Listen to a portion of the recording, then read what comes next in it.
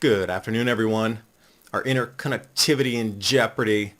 Also more mud volcanoes erupting, this time Indonesia. We got record cold, record snow slamming, and our oceans are beginning to turn red in Australia. Let's take a look at it.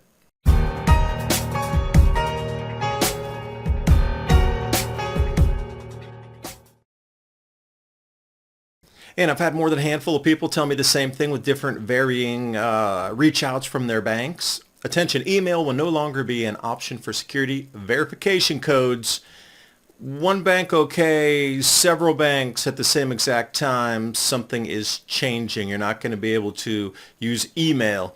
And then we see, more stories coming out about the cables being cut, even 2 more instances in Finland, and we start to look at all the undersea cables, pipelines, etc., and we will swing it across the U.S. So what are they trying to broadcast already? That your connectivity to what we consider fiber optic internet cabling needs to move to mobile phone tower delivery, just asking.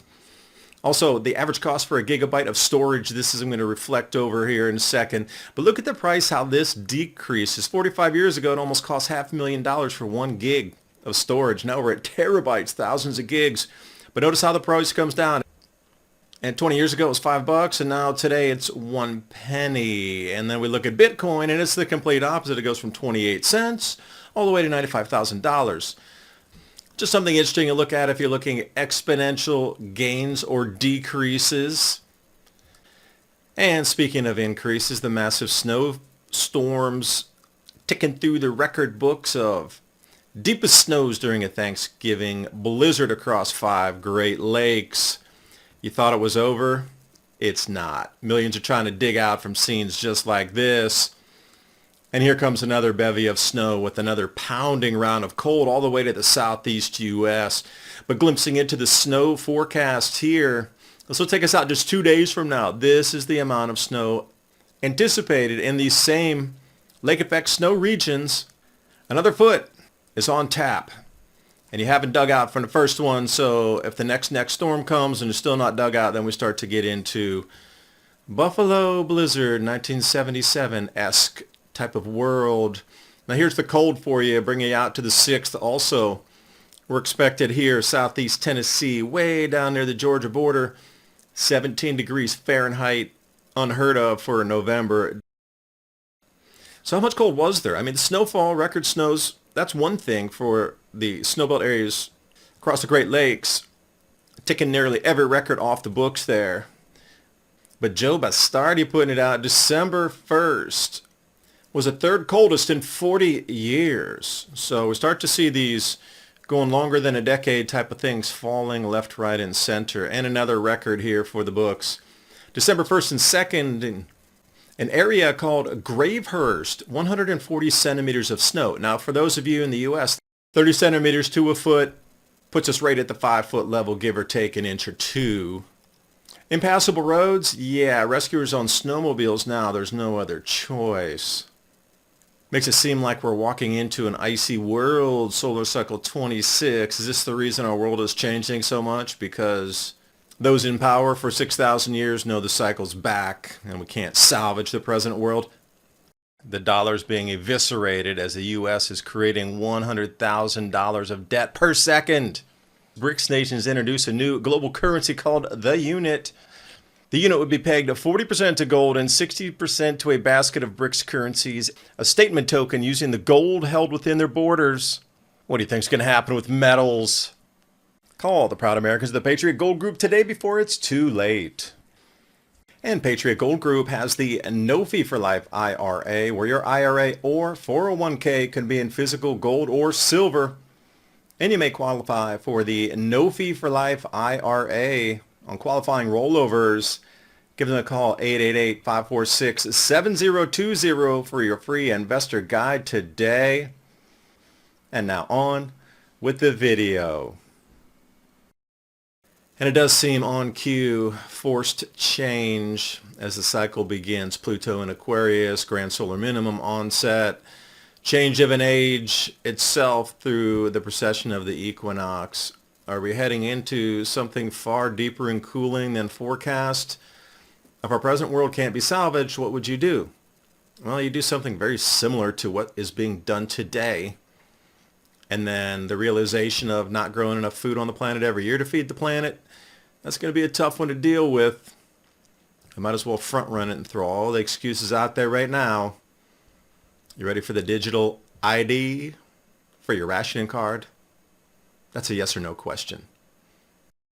And on to Central Java here, another mud volcano. Wow, these are starting to erupt across the planet. Starting to see an uptick anywhere mud volcanoes are. Oro Kesongo. Imagine walking out in your farm field and seeing this going off. That's exactly what happened. You know, farmers go out in the morning and they're hearing sounds, and what do they see? So what does this really tell us about the increase in seismicity happening across the planet as well, and the number of volcanoes going off? Something has changed. More cosmic rays inbound? Is this uptick on a cycle as well? And did it affect previous generations before us? Because we're starting to see Sydney Harbor turning red. And they can't figure out where this is coming from, although they're following the water to tributary inlets. But everybody's baffled and wondering, why is this change occurring now? Something rare, not usually this time of the year. Usually it's in the summer when it's really hot and things have suffocated. Waters are stagnant and oxygen free, but not in the beginning of spring when everything's been fed from the winter Antarctic flows. Over to South Africa, staying in the southern hemisphere, economy unexpectedly shrinks due to drought. And remember, South Africa is a major exporter of corn to the rest of Africa. They have to import corn now. This is going to create a huge upset in deliveries expected from some other nations north. Where will they find the extra corn? Surely not in Ukraine, so where else are they going to look?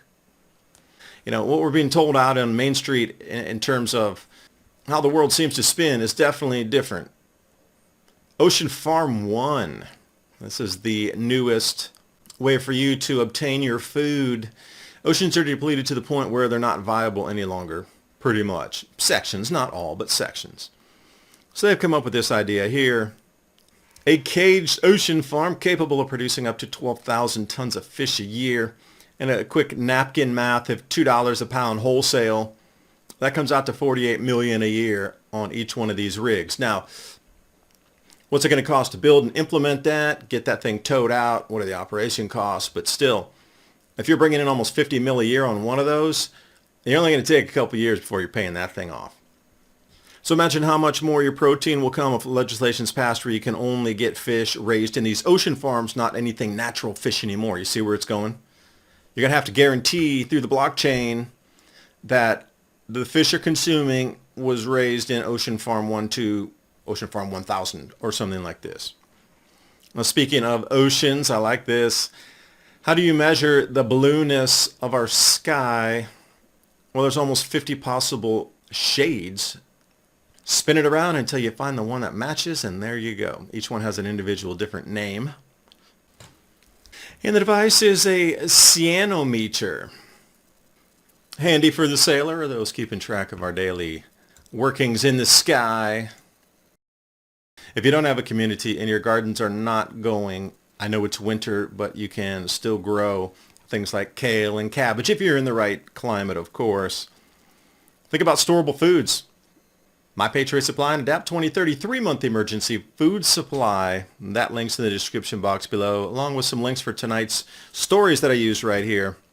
Check us out, Civilization Cycle, the podcast channel, and join us on TikTok, Civilization Cycle, where we're throwing some shorts up there, where you can watch these videos a minute at a time. I do appreciate you watching. Hope you got something out of the video. See you next time. Bye for now.